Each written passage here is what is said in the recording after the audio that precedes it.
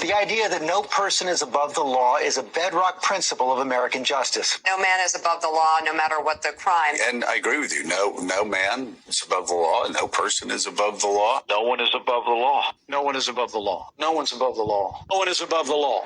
No man is above the law. Nobody is above the law. No one is above the law. No man is above the law. He has to be held accountable. He's not above the law. No one's above the law. Either that nor any other title puts you above the rule of law. No one is truly above the law. That is what it means to have a rule of law. That is what it means to not have a king. They're not above the law. Nobody is above the law. Everyone will be treated, as Merrick Garland has said, as equally. Well, that no one is above the law, which is foundational. No one is above the law, even a former president. That is what it means to have a rule of law. That is what it means to not have a king. They're not above the law. Nobody is above the law. Everyone will be treated, as Merrick Garland has said, as equally. Well, that no one is above the law, which is foundational. No one is above the law, even a former president. We have one set of laws in this country, and they apply to everyone. Is this what we've come to? A judge being arrested by the FBI. A judge in Wisconsin was arrested by the FBI. They're accusing her of at least misleading ICE agents or throwing them off the trail of someone that they deem to be an illegal alien, as they call them, or an undocumented person. It's really scary. Kash Patel was behind it. He put up a tweet. He has since deleted it. I want to know what's going on. Is this where we're living in a time where you can detain judges because they're not doing what you want them to do? What happened to the independence of the judiciary? We're supposed to have 3 branches of government. Escucha, estamos en la lucha. No justice, no peace. No justice, no peace. No due process, no peace. No due process, no peace. Dugan will be free, no justice, no peace. Judge Dugan will be free, no justice, no peace. See that? The Democratic Party done hired the goddamn illegal migrants to go out there and protest because niggas ain't going for the banana in the tailpipe no more, ladies and gentlemen. Niggas like, man, hell with this shit. We don't never get nothing out the deal. So now their new opponent is them illegal migrants that George Soros is funding for them to pay them to go out there and protest. Sad. No one is above the law. Let me start with you. President Trump just weighing in on the case of this Wisconsin judge. What's he saying? Yeah, that's right, Kristen. Well, he was asked by reporters on Air Force One about this case. He actually pivoted to another case that's unfolding right now in New Mexico. There was a judge in New Mexico arrested this week for allegedly harboring a member of Tren de Aragua. That's what President Trump was referring to. But then, as you said, he made that broader point about the courts holding us back. In other words, his administration is really focusing on this issue that they feel that the court system as a whole is getting in the way of his immigration crackdown. We heard from the Department of Homeland Security also this afternoon pointing out that this... No one is above the law. I mean, no one is above the law. Is getting in the way of his immigration crackdown. We heard from the Department of Homeland Security also this afternoon pointing out that this was an undocumented immigrant that did have a criminal record, that had entered this country illegally twice. And so the White House is also talking about this no-nonsense approach and basically saying that judges who get in the way will be prosecuted. Yeah, I mean, that takes me to my next question. What are the implications for other judges? We know that the president's clashing with a number of courts right now. Yeah, that's exactly. And look, this shouldn't be a surprise in some ways, even though it's quite dramatic this morning to have a judge arrested in the parking lot of her courthouse. Yeah. But Tom Homan, President Trump's border czar, had been saying for a while that if local officials got in the way of their immigration crackdown, that they would take legal action against those local officials. Just a couple of months ago, in late January, we heard that the Justice Department was starting to investigate a sheriff in upstate New York for doing this very thing, for releasing an undocumented immigrant. Still, though, this is a dramatic escalation to have a sitting judge be arrested in the parking lot or for a courthouse. I should point out, Kristen, back in the first Trump administration in Massachusetts, there was a judge who was indicted for something similar to this, but those charges were dropped when she resigned herself to judicial review. It is just extraordinary, the circumstances of this latest arrest.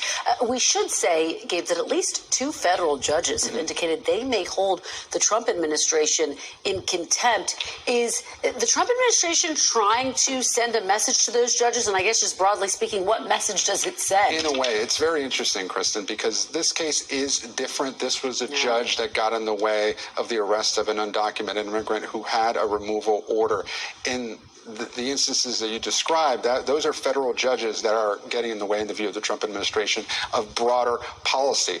Yes, President Trump has blasted those federal judges for getting in the way. There is one body, though, that he really hasn't, and that's the U.S. Supreme Court. He has kind of stayed away from attacking them, knowing that he could end up relying on their rulings. But certainly, this is intended to send a message to not just the judiciary, but local officials across the country that if they get in the way of the Trump administration's agenda at their own peril. And that is truly remarkable when you think of judges now potentially getting arrested for, either rulings or things that go on in or outside their courtroom. This arrest was supposed to happen in a public hallway.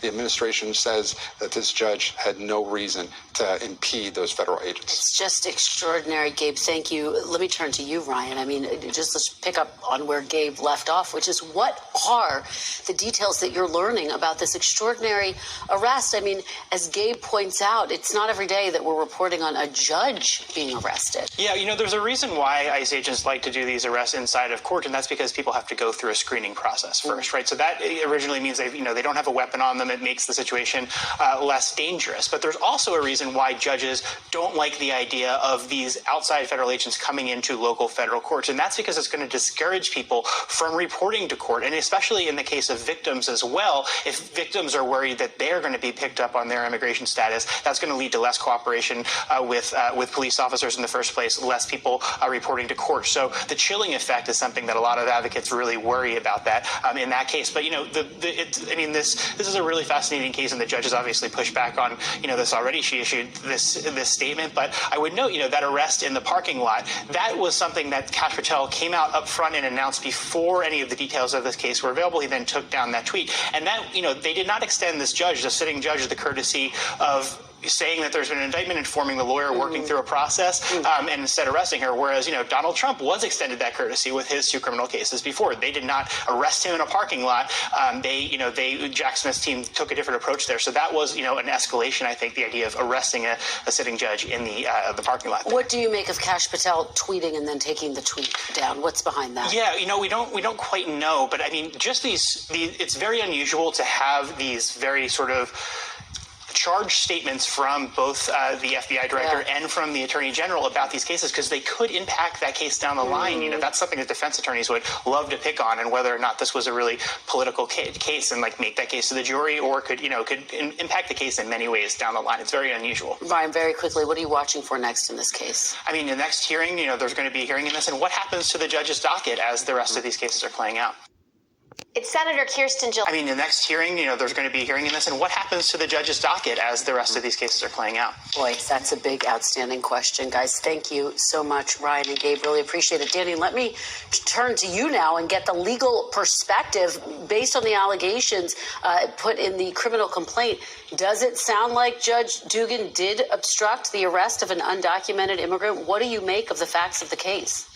There are 2 separate charges. The lead charge, and the more serious, and I say more, only slightly more serious, is the obstruction of a proceeding, which requires, due to recent amendments, that the person doing the obstructing do so with a corrupt purpose.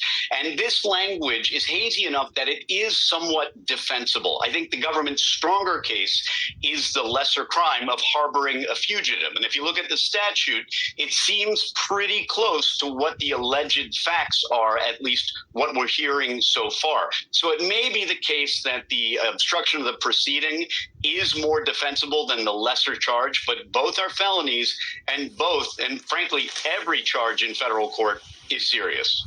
Danny, just zooming out a little bit, I mean, is there a precedent for arresting a judge under these circumstances? I can't remember reporting on a judge being arrested, quite frankly.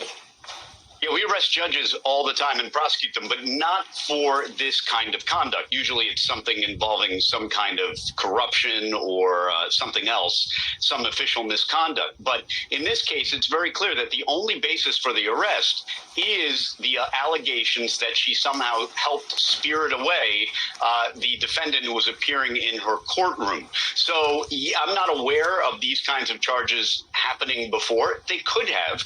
It's entirely possible. But this is something that is certainly relatively new, applying these two statutes in these circumstances. You know, Judge Dugan is a county judge. What could that mean about the types of charges that she's facing? Could she be more susceptible, for example, to federal charges? She is, I mean, she's being charged by the federal, she's being charged federally. And of course, you run into all kinds of problems in terms of your, the bars, with the bar, you could be suspended. You could certainly be taken from the bench, depending on how that state handles criminal charges against judges. But undoubtedly, my expectation is that she would not be hearing any future cases, even if she's out on bail. And she will be out on bail. There's already been an initial appearance, but likely as not, she will remain out. This is not what you would consider an offense where the presumption is that the person is held in custody pending their trial. So she should be out fighting this case. But the sad reality is, whether you're a judge or just a regular person, the feds have a over 90% conviction rate. And really 90% of people who are even federally charged plead guilty. Of those that go to trial, over 90% are convicted. Wow. Not necessarily, but I will say this about the contempt. Every day in courthouses across America, attorneys and civilians are held in contempt all the time. And the decision-making process happens there in an instant, about as much time as it takes to hit the gavel. Notice in these cases that all of these judges are taking so much longer than you would expect to hold someone in contempt. Every opinion appears to say, well, this time I mean business, and this time I'm finding probable cause, and next time I'm finding someone in contempt. And you know what? I don't blame them. Because if you find someone in the Trump administration in contempt, the next very difficult question is, who in the heck do you hold in contempt? Is it some line prosecutor? Is it an FBI agent? Is it the only person in the executive branch who can't say, my boss told me to do it? And the only person who can't say that is the president. All right, Danny. Now, the second iteration of this message from FBI Director Kash Patel, the first iteration of it, the first post of it, was swiftly deleted, and then about 30 minutes later, this was reposted. Patel saying this: just now, the FBI arrested Judge Hannah Dugan out of Milwaukee, Wisconsin, on charges of obstruction after evidence of Judge Dugan obstructing an immigration arrest operation last week. We believe Judge Dugan intentionally misdirected federal agents away from the subject to be arrested in her courthouse, Eduardo Flores Ruiz, allowing the subject, an illegal alien, to evade arrest. Let's listen to the Milwaukee mayor, see what he got to say. But I'm saying that the way that they went about this, in this ham-handed, haphazard way that this administration has been doing since day one, it's driving people away, or has potential to drive people away from participating in court proceedings, which makes our community less safe. I want people to go to court. I want people to have their day in court. I want people to hold folks accountable in our judicial system, but the actions of this administration are driving people away from doing that, and that's not good for public safety in Milwaukee. Do you believe this man should be deported? I'm sorry? Do you believe this man should be deported? I don't know any information about the man. I'm talking specifically about the Trump administration's actions as it relates to this case and what they've been doing with immigration overall since he's been president again. Like, they're scaring people. They're scaring people in this community. They're scaring people in immigrant communities all across the... But these the same illegal migrants that crossed the border that Joe Biden flew over here first class. What rights do they have? They have no rights. They was brought over here illegal, my friend. So when they getting rounded up, sent back across that border, they don't have any rights at that point. They're here illegal. judicial system, bad things happen. Our community becomes less safe. And that's the message that I'm trying to get across. Do you believe this sets a dangerous precedent moving forward to future judges that could be arrested for similar actions? Quite possibly so, but I hope that the answer is no. I mean, if a judge is being arrested in a courthouse, just imagine the chilling effect that it sends to other folks who would otherwise participate in judicial proceedings in our courthouse, and not just in the Milwaukee County courthouse, but courthouses across the state of Wisconsin and courthouses across the United States. This makes our community less safe. And that's not a good thing for public safety in Milwaukee or anywhere across our country. These the new house Negroes that's up there capping, protesting. See, niggas said, for hell with that shit. We don't ever get nothing out the deal, so they hired these slaves now that just crossed the border, put a little sign in their hand, you know what I mean, have them go out there, look like fools. Ain't nothing gonna get done, wasting their time. Intimidated. You want to know something else? We ain't gonna be silenced either, and we will not let fear take the bench or the streets. All right. Because we believe in a justice system that protects the people, not punishes them. We believe in courthouses that serve the public, not surveil them. And we believe in a Wisconsin where everyone can walk into a courtroom and feel safe, heard, and seen.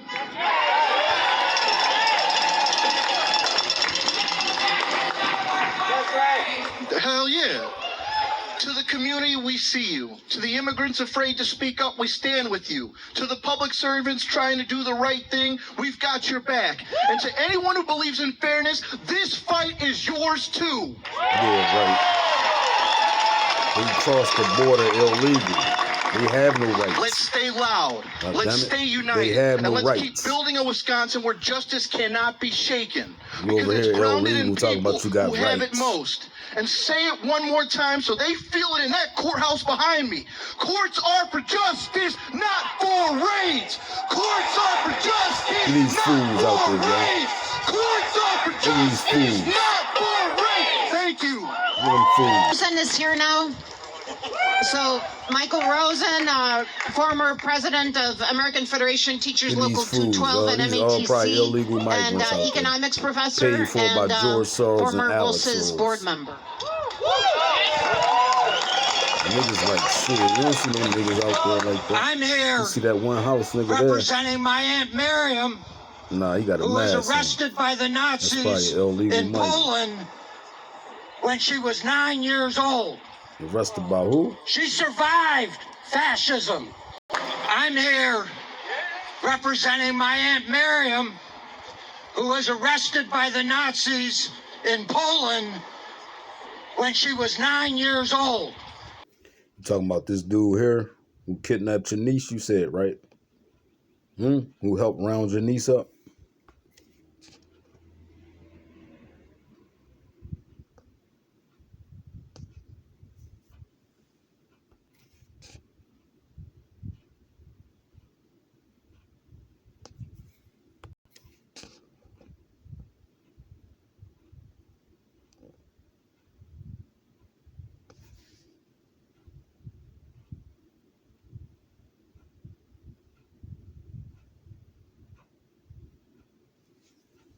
Board member.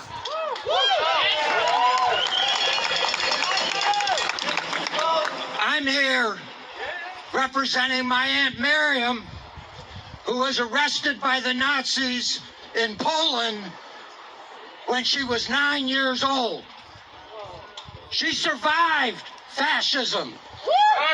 She survived it, and in 1963, she came down to Washington, D.C. with 250,000 others to march in the March on Washington for Jobs and Justice.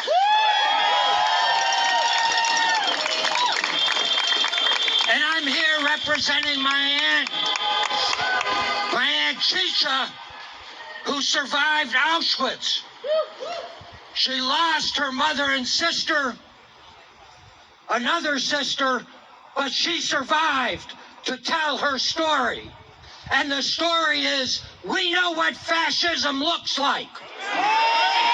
Yeah, right. It's right in your face. Y'all out there. Fascism didn't start with gas chambers.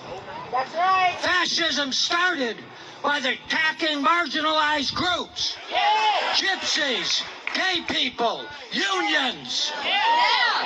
Fascism started by banning books and burning books. What do we say in America today? We say book banning. We see attacks on trans people and gay people. We see attacks on brown people and Muslims. We see attacks, people being deported because they have took the right to free speech seriously and spoke out against the attacks on the Palestinian people in Gaza. Tell this old timer. We will not stand by. Yesterday was Holocaust Remembrance Day. If we are to truly remember the Holocaust and the slogan, never forget means standing up to the Trump administration, standing up for George Hannah Soros Dugan, homie right here. standing up for the immigrants in our country, standing up for the George unions in our Soros country, kidnapped his standing goddamn up and niece and say, beat the shit out of her. no And he out hands there off capping now. our democracy.